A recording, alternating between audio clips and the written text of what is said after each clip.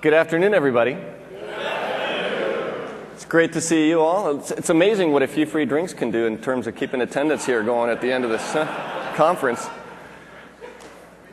Normally, they give me this last slot, and it's like, you know, just the front few rows are here. Everybody else is taken off because the party was the night before.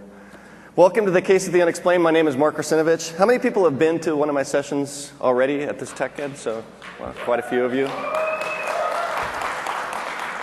How many of you were at the Russinovich duel this morning? Yeah. Who do you think won that? Me? Let's see, raise your hands. Me? Yeah. Manasseh, where are you, by the way? I know he's in here somewhere. Because if I hear heckling, then I know that it's him back there. I'll just stop right here because most of you know a little bit about my background and what I'm doing at Microsoft, but I do get questions as I go talk to people. What is a technical fellow? Technical fellow is the highest technical position at Microsoft. There's an individual contributor track at Microsoft and a management track. Technical fellow is the equivalent of a vice president at Microsoft. In the individual contributor track, there's about 25 of us, and includes other people that you might have heard of, like Dave Cutler himself, Butler Lamson, Chuck Thacker, some of the people that worked on the original Xerox PARC Alto computer, which really created the vision for what a PC was going to be like. So I'm in some pretty amazing company as a TF. Now, people also want to know, what does a TF do at Microsoft? And the answer is pretty much whatever we want to do.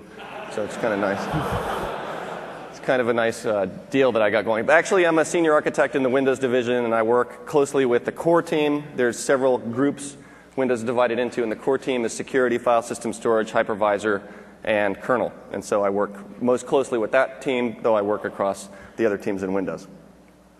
Let's get started. Here's the outline for our presentation today. I'll just set the stage for what we're going to try to cover, what I'm going to try to achieve and share with you today in the introduction. Then I've got a number of different types of cases based on the symptoms, from sluggish performance to application hangs, error messages, application crashes, and blue screens. This is actually an instance of an ongoing series called The Case of the Unexplained. How many people have been to a previous delivery of Case of the Unexplained? So quite a few of you. And some of the things you're going to see are repeats. Obviously the concepts are going to be very similar from presentation to presentation. The nice thing about Case of the Unexplained is that I collect my own cases and I get people to send in cases to me, so every delivery I can do brand new cases. In fact, you can see there that I've got a pointer to my blog where I've got and webcasts where I have some recordings of previous instances of Case of the Unexplained. I've got blog posts that talk about some of these cases, including some of them that I'm going to present here.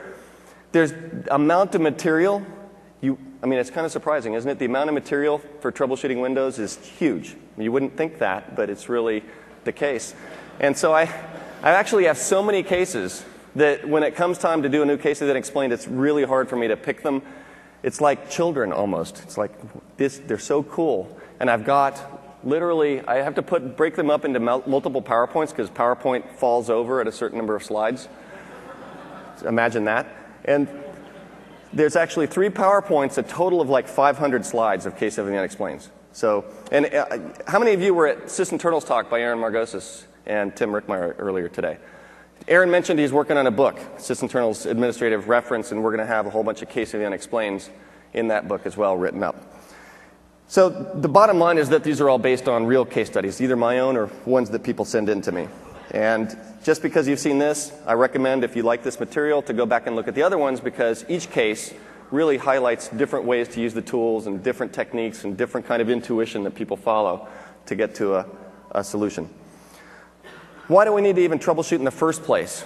Really, software is designed primarily for the expected scenarios. The developer programs the software with certain assumptions, and they test the software with those assumptions.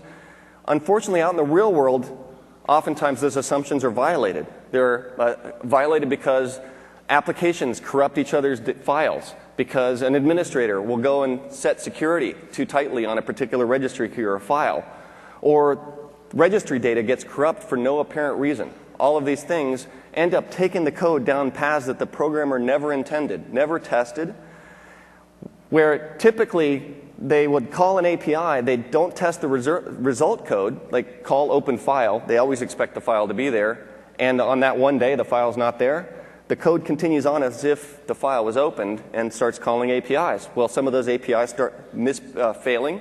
The application doesn't check those, and then ends up getting data that's corrupt because it didn't actually get data from the file, and then blows up. Or gets an error later on, and then reports that error to you instead of the root cause error that the file wasn't found in the first place, and the error is totally meaningless at that point, totally disconnected from the original cause. So what you end up with is errors manifesting themselves in all sorts of interesting and wonderful ways, from application crashes to hangs to misleading error dialog boxes. And the question is there something you can do about it? What I want to do here, oh, by the way, and what I would like you to avoid doing is violating this patent.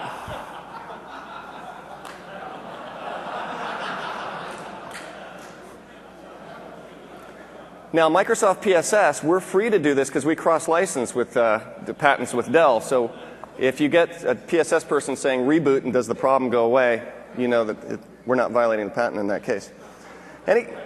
But we'd like to do something a little more intelligent, because when you take the approach of let's restart the app, restart the operating system, and hope that it doesn't happen again, you haven't learned anything. You don't know what caused the problem. You don't know how severe the problem is, if it's going to come back to you and bite you again. So it's worth spending even just a few minutes to go try to figure out what's happened. Oftentimes, that will lead you to a solution. There's a new version of a driver up on a website. There's an application hotfix. In some cases, it's just a workaround. And when we're trying to get our jobs done and be productive, a workaround, in my book, is just as good or almost as good as an actual solution. You figured out what the problem is, and now you know at least how to avoid running into the problem. And that might mean uninstalling the thing for the time being until you get a fix. Flipping a registry key, disabling some functionality. So something where you can actually make sure that you don't run into the problem again instead of tripping on it like you would otherwise. So what I'm going to do is not give you the recipe. There's no step 1 if you've got a problem. Do this. Step 2, do this. Step 3. Unfortunately, troubleshooting is just as much of an art as a science. And the more you do it, the more you try to do it, the better you're going to get at it. And the more intuition you're going to build up about how to go about troubleshooting problems. It's a lot about just looking for patterns and getting familiar with the way the systems and applications behave.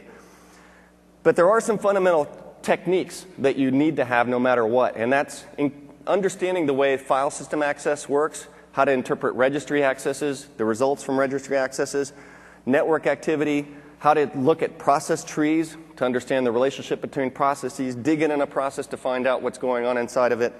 And what I consider like the number 1 troubleshooting tool is interpreting a call stack. So I'm going to teach you how to interpret a call stack. It's really pretty straightforward, but the call stack oftentimes gives you the root cause of a problem you run into.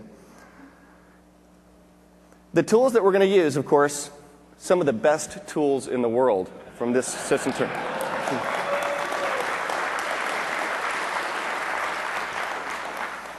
So obviously, I'm not going to be able to show you all these tools in a 75-minute talk, but previous Case of the Unexplaineds cover the tools. So if you look at all the Case of the Unexplaineds I do, all of these tools are referenced in one or more of them.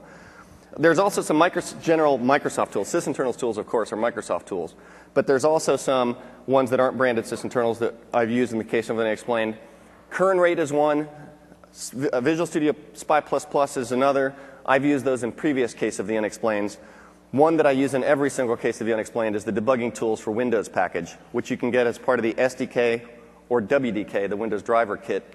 Just search for Debugging Tools for Windows, and you'll get the download. Now, before I move on, just let me explain some things about the debugging tools. There used to be a separate debugging tools download you could go get. The policy around shipping out-of-band binary stuff has changed at Microsoft, so now it's included in a kit. Like I said, the SDK or WDK. The benefit of the SDK is that you can do a web install and go and just install from the web the debugging tools.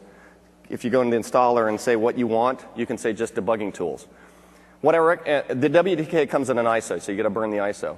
The benefit, what I recommend you do as an IT shop, especially when you're going into troubleshoot machines that aren't connected to the internet, is go download the debugging tools. It's X-copyable.